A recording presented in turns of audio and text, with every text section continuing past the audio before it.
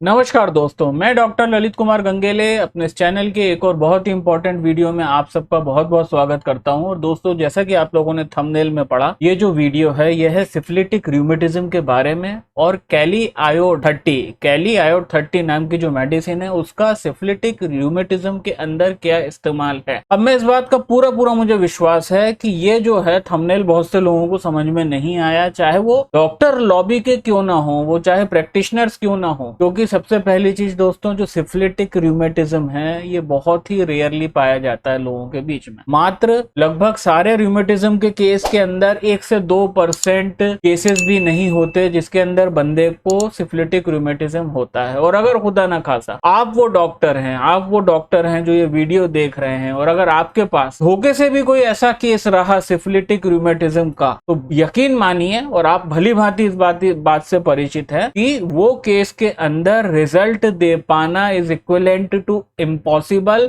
Specially with the normal जो rheumatism की medicine हैं उनसे उस केस के अंदर रिजल्ट को पैदा करना वो that is next to impossible. तो इसलिए मैंने ऐसा सोचा कि एक छोटा सा वीडियो बनना चाहिए सिफिलिटिक रूमेटिज्म के बारे में, और खासकर उसके अंदर कैली आयोड नाम की जो मेडिसिन है उसका मैं आपको यूज बताने वाला हूं कि वो इन केसेस के अंदर कितनी ज्यादा इंपॉर्टेंट हो सकती है। तो सबसे पहली बात, what is the basic difference between the syphilitic rheumatism and normal rheumatism. देखिए, नॉर्मल रूमेटिज्म के बारे में हर कोई जानता है, इसके बारे में ज्यादा बात करने की जरूरत नहीं है। जोड़ों में दर्द होता है, रूमेटॉइड अर्थराइटिस के अंदर बड़े जोड़ों में दर्द होता है, जैसे कि घुटना हो, ठीक है, जैसे कि कंधा हो गया, जैसे कि एल्बो हो गई। और जो रूमेटॉइड अर्थराइटिस के अलावा जो रूमेटिज्म का सबसे कॉमन टाइप है that is the gouty arthritis, जो गाउट के केसेस होते हैं जिसके अंदर छोटे जोड़ों में दर्द होता है, हैंड के पैलिंजेस के अंदर, पैर की मेटाटार्सल, मेटाकार्पल्स, हाथ की मेटाकार्पल्स, छोटे छोटे जोड़ हैं, फिंगर्स, टोस, है ना, पैर का पंजा, हाथ का पंजा, ये गाउट के अंदर जनरली यहाँ दर्द होता है और बड़ा सीधा सीधा सा सिम्टम्स रहते हैं, पिक्चर बड़ा सीधा रहता है। पर दोस्तों, ये जो नॉर्मल रूमेटिज्म का डिजीज पिक्चर है, सिफिलिटिक रूमेटिज्म का डिजीज पिक्चर इससे बहुत अलग होता है। सबसे पहली चीज, इस सिफिलिटिक रूमेटिज्म के पेशेंट को, अब ये पॉइंट वाइज बता रहा हूं कि सिफिलिटिक रूमेटिज्म आपको है या नहीं है, इस बात का आपको कैसे पता लगेगा। तो ये कुछ पॉइंट्स हैं। सबसे पहली चीज, सिफिलिटिक रूमेटिज्म के अंदर जो पेन होगा वो पेन बहुत ही ज्यादा अनबियरेबल होगा। This is the first point, है ना, कि जो आम रूमेटिज्म के कंपेरिजन में सिफिलिटिक रूमेटिज्म के जो पेशेंट का दर्द होगा वो काफी सीवियर और काफी परेशान करने वाला होगा। This is the first point. Second point, अब क्योंकि नाम सिफिलिटिक रूमेटिज्म है और खासकर डॉक्टर लॉबी के जो लोग इस वीडियो को देख रहे हैं, वो दर्शक जो किसी ना किसी रूप से या तो डॉक्टर्स हैं, junior doctor, senior doctor, homeopathy से जो लोग ताल्लुक रखते हैं, तो आपको पता है कि जो सिफिलिटिक कैरेक्टर होता है कोई भी डिजीज का, कि सिफिलिटिक माइज्म का एक कैरेक्टरिस्टिक है कि इसके अंदर नाइट एग्रीवेशन होता है, कि रात में तकलीफें बढ़ती हैं। मतलब एक सिफिलिटिक पेशेंट तो रहता तो 24 घंटे तकलीफ में है, पर अगर मान लीजिए कि उसकी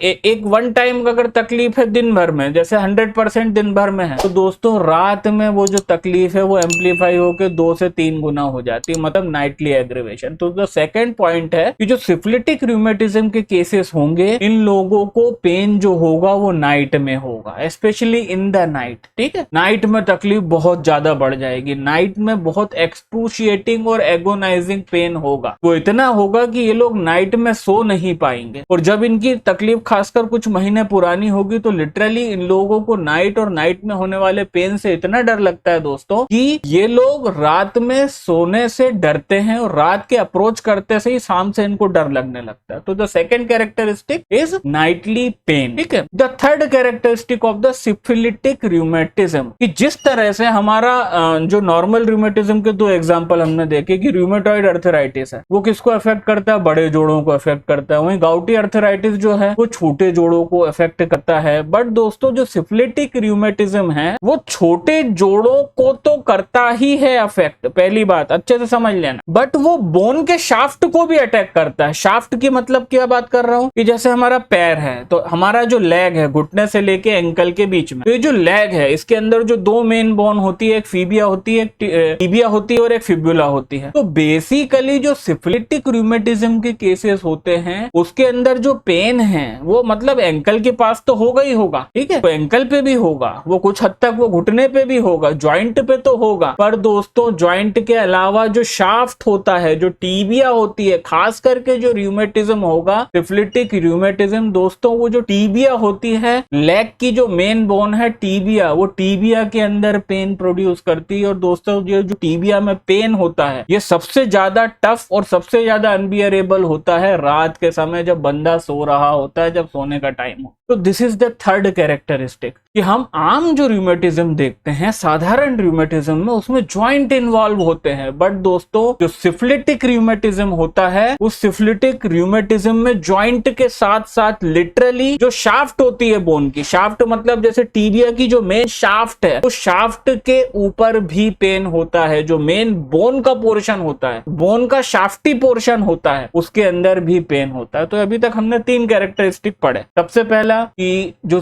पेन होगा सिफिलिटिक रूमेटिज्म में वो बहुत सीवियर होगा। दूसरी चीज, ये जो पेन होगा ये रात को बढ़ जाता है, दिन में तो रहेगा ही रहेगा, रात को ये 2 से 3 गुना बढ़ जाता है। जो तीसरा कैरेक्टरिस्टिक है, along with the joint bone के अंदर भी, बोन की शाफ्ट में भी पेन होता है। और दोस्तों चौथा और सबसे इंपॉर्टेंट कैरेक्टरिस्टिक जो सिफिलिटिक रूमेटिज्म का होगा कि जो टीबिया होगी, टीबिया की जो शाफ्ट होगी, जो आपको मतलब आपको किसके लिए मैं आपको संबोधित कर रहा हूं कि जो पेशेंट को सिफिलिटिक रूमेटिज्म होना के पहले जिस शाफ्ट पे कुछ भी नहीं था, जो शाफ्ट इसको प्लेन लगती थी, दोस्तों सिफिलिटिक रूमेटिज्म के अंदर एक्यूट कंडीशन में भी जो बोन्स होती हैं, जो खासकर टीबिया होती है, टीबिया के ऊपर ओवरग्रोथ दिखती है बोन की। ये एक्सोस्टोसिस नहीं है, ठीक है ना, ये एक्सोस्टोसिस नहीं है। वो वहां पे पता नहीं क्या इसका मैकेनिज्म है, क्या पैथोफिजियोलॉजी है। मैंने अपने कैरियर में सैकड़ों बार देखा है इस एग्जाम्पल को। ये लोग आते हैं 4 दिन पहले तक इनको कुछ नहीं था, 4 से 5 दिन के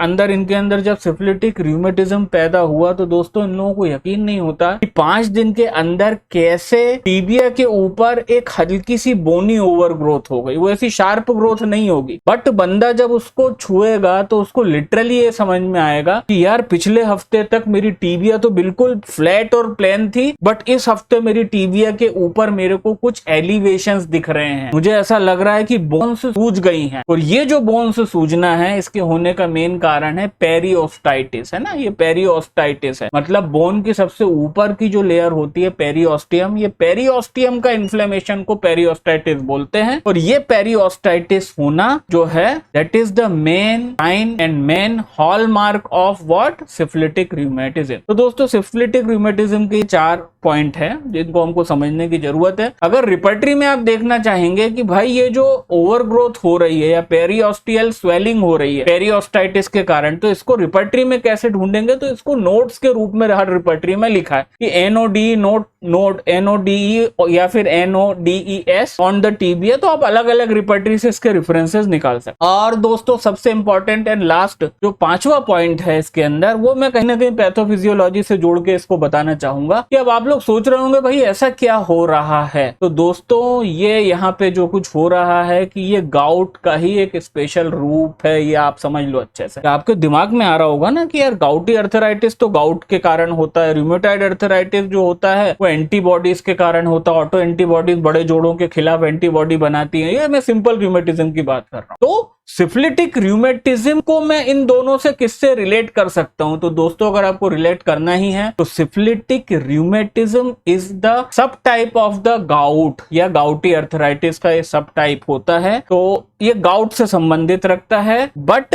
इसके अंदर एक स्पेशल कैरेक्टरिस्टिक्स जो हैं वो सिफिलिटिक माइज्म के होते हैं। पूरी कंप्लेंट को आप देखेंगे ना सिफिलिटिक माइज्म की होगी। क्या होगा कि बोन के ऊपर जो मैं पेरिओस्टाइटिस की बात कर रहा हूं कि जो 4था पॉइंट मैंने बताया इसके कैरेक्टरिस्टिक फीचर का, ये सिफिलिटिक रूमेटिज्म के अंदर टीबिया के ऊपर स्वेलिंग और बम्प जैसे एलिवेशन उठते हैं, मतलब वहां पे पेरिओस्टाइटिस होता है। पेरिओस्टियम मतलब जो बोन की सबसे आउटर कवरिंग उसका इन्फ्लेमेशन होता है। और दोस्तों यही बेसिकली ये जो पेरियोस्टाइटिस है या पेरियोस्टियल इन्फ्लेमेशन है, that is the hallmark of the syphilitic miasm. तो मोटे मोटे तौर पे सिफिलिटिक रूमेटिज्म का जो रिलेशनशिप है वो कहीं ना कहीं एक प्रकार का ये गाउट का डिसऑर्डर है, क्योंकि इन लोगों में आप यूरिक एसिड देखेंगे तो पक्के में इनका यूरिक एसिड ऊपर नीचे निकलता है। बट गाउट के डिसऑर्डर का जो सुपरलेटिव टाइप में सुपर एक्यूट और सुपर परेशानी देने वाला सुपर एगोनाइजिंग जो रूमेटिज्म है, that is the syphilitic rheumatism है। तो मैं उम्मीद करता हूं कि यहां तक आप अच्छे से समझ गए हैं कि what is the syphilitic rheumatism. और अगर आप एज अ पेशेंट ये वीडियो देख रहे हैं तो आप में से जिसको सिफिलिटिक रूमेटिज्म है, अब मैं उम्मीद कर रहा हूं आप लोग ज्यादा अच्छे से समझ पाएंगे कि आपको क्या है। और मेरे जितने भी डॉक्टर बंधु देख रहे हैं, आप में से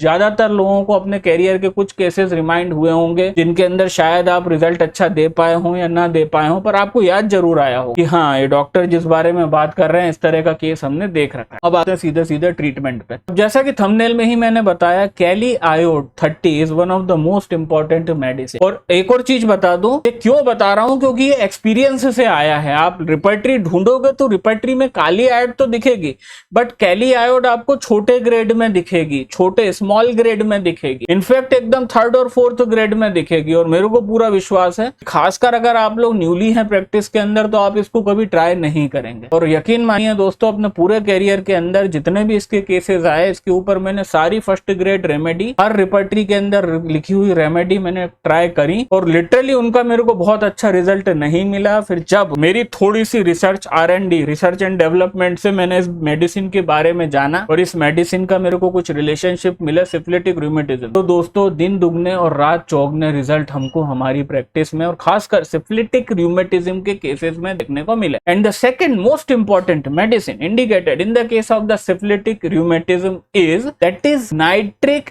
एसिड 200। तो जी हाँ दोस्तों, ये दो मेडिसिन हैं जो आपको यूज करनी है सिफिलिटिक रूमेटिज्म के केस में। The first one is the kali iod 30 and the second is the nitric acid, nitric या नाइट्रिक एसिड 30 या 200 में। मैं सजेस्ट करूंगा 30 से स्टार्टिंग करें और जैसे जैसे इंप्रूवमेंट्स बढ़े तो आप पोटेंसी को बढ़ाते हैं। तो दोस्तों उम्मीद करता हूं कि आप वीडियो को समझ पाए हैं और बहुत बहुत धन्यवाद आप सब लोगों का अपने जिंदगी के बहुमूल्य समय में से समय निकाल करके इस वीडियो को देखने के लिए और चैनल को देने के लिए। इस हफ्ते में आने वाले इवेंट और हर रविवार यानी संडे को होने वाली लाइव स्ट्रीम में जिसका समय रहता है दोपहर में 2:30 बजे, तो उसमें आपसे बहुत जल्द मुलाकात होती है। तब तक के लिए नमस्कार।